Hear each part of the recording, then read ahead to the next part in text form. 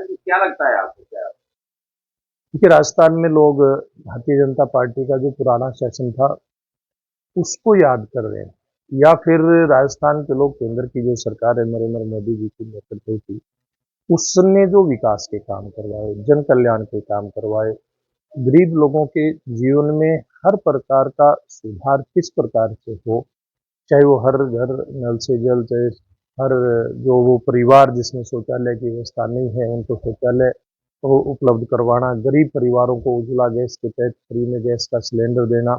ऐसी जितनी भी योजनाएं हैं, इनसे आगे बढ़ करके किसानों के लिए जो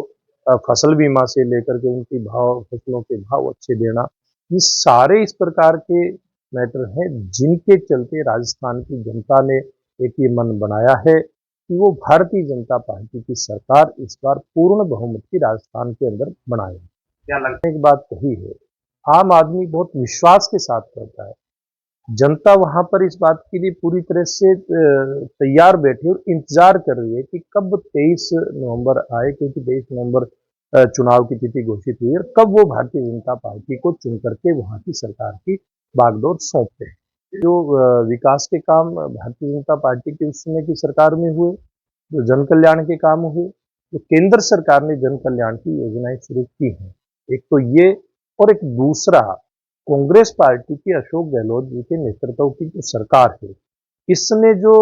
भ्रष्टाचार वहां पर किया है, इस प्रकार का भ्रष्टाचार भी आप सोच नहीं सकते। वहां जाने पे पता चला कि एक तरफ जहां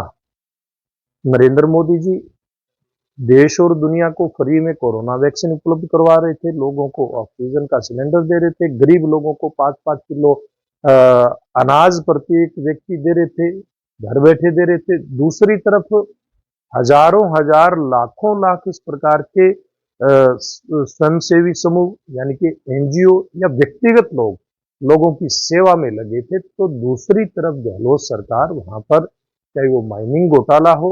या फिर ऑक्सीजन के कंसंट्रेशन में, बड़ी एक शर्म की बात है कि वहां की सरकार ने उस समय भी ऑक्सीजन का जो कंसंट्रेशन होता है, ऑक्सीजन तैयार करने का, भरने का सिलेंडरों में, उसके अंदर घोटाला करने का काम किया। इसके अलावा जो तुष्टीकरण की राजनीति वहां की सरकार द्वारा अपनाई जा रही है, हिंदुओं के जितने भी तीज त्योहार वहां पर मनाए जाते हैं, उनके ऊपर ना तो उनको परमिशन देना उनके जुलूस निकालने की, उनके इस प्रकार के कार्यक्रम करने की, अगर देते हैं तो कभी बिजली का काट देना। दूसरी तरफ वहां पर कन्हैया लाल जैसे मर्डर हुए, जो एक विशेष समुदाय को एक जो प्रोत्साहन वहां की सरकार पार्टी की, कांग्रेस पार्टी की सरकार के द्वारा वहां दिया जाता रहा, उसके कारण से जो तुष्टीकरण लोगों के मन में एक ये गहरे तक बैठ गया कि ये सरकार तो तुष्टीकरण करने वाली पार्टी की सरकार है,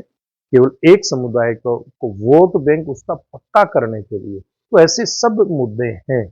जिसके चलते वहां की जनता ने मन बनाया है कि वो भारतीय जनता पार्टी की है सरकार बनाएंगे। अभी तक 5 मैं दावे के साथ कहता हूं कि भारतीय जनता पार्टी की सरकार जो देश के अंदर मोदी जी के नेतृत्व में चल रही है, क्या प्रदेशों में जिसमें अब चल रही है या पूर्व में चल रही थी, लोग हमारी सरकारों के काम से संतुष्ट थे, क्योंकि भ्रष्टाचार न्यूनतम स्तर पर कैसे आए और गरीब आदमी का उत्थान किस प्रकार से हो और देश का विकास कैसे हो, तुष्टीकरण की नीति खत्म कैसे हो, सबका साथ, सबका विकास, सबका विश्वास, सबका प्रयास, इस नारे को सार्थक करते हुए सब मिल करके कैसे आगे बढ़े। और अब तो सब प्रदेशों में एक बात निकल करके आ रही है कि देश में प्रधानमंत्री और प्रदेश में भारतीय जनता पार्टी यानी कि डबल इंजन की सरकार लोग चाहते हैं। इसलिए जहां भी चुनाव होगा भविष्य में भारतीय जनता पार्टी की सरकार बनना निश्चित है। क्या लगता है ये 5 बजे देखिए, वैसे तो हर राज्य की अपनी एक राजनीति होती है, लेकिन वर्तमान में लोग